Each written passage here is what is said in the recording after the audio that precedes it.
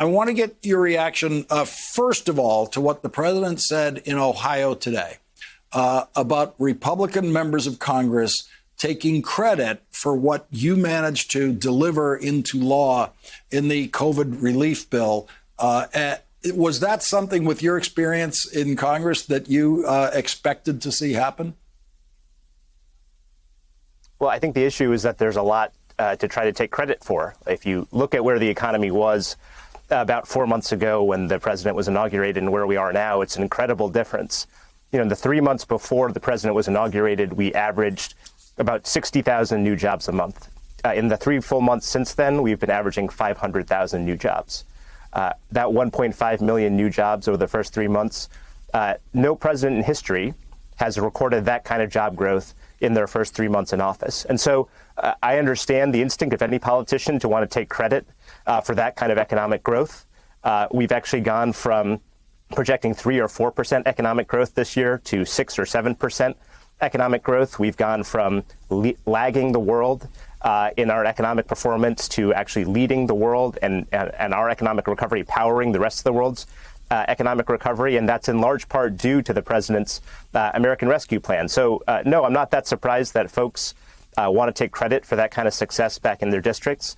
But the key point that the president made is that he's not trying to shame folks. But when those same folks are now standing up and saying, hey, maybe we shouldn't take the next step and make important investments in infrastructure in this country, maybe we should keep that context in mind as we evaluate those claims.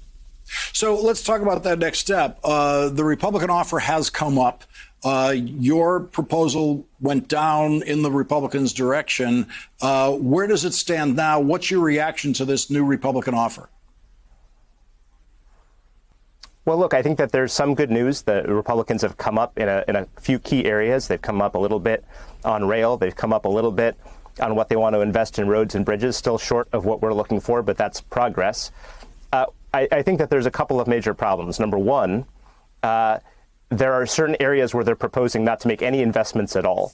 And to give you a couple of examples of that, there are 400,000 schools and child care centers across the country that still get water through lead pipes today. The president's plan calls for investing about $100 billion to replace those pipes to protect the health and safety of our kids. The Republican proposal offers zero in those areas.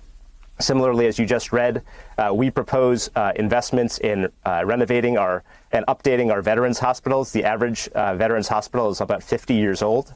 The Republicans are not offering anything in those areas. Yeah, and I want to note there's another big issue here.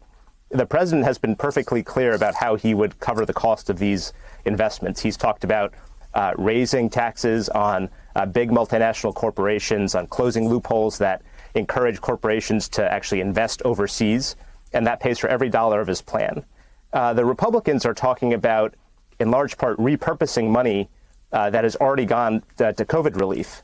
And if you get under the hood of that, that could mean, for example, taking money that's ticketed for small businesses away from those small businesses. It could mean taking money that's currently slated to go to rural hospitals away from those hospitals. So we have some serious concerns with that approach as well. So it sounds like you're very far apart on the concept of the pay for, how this is paid for.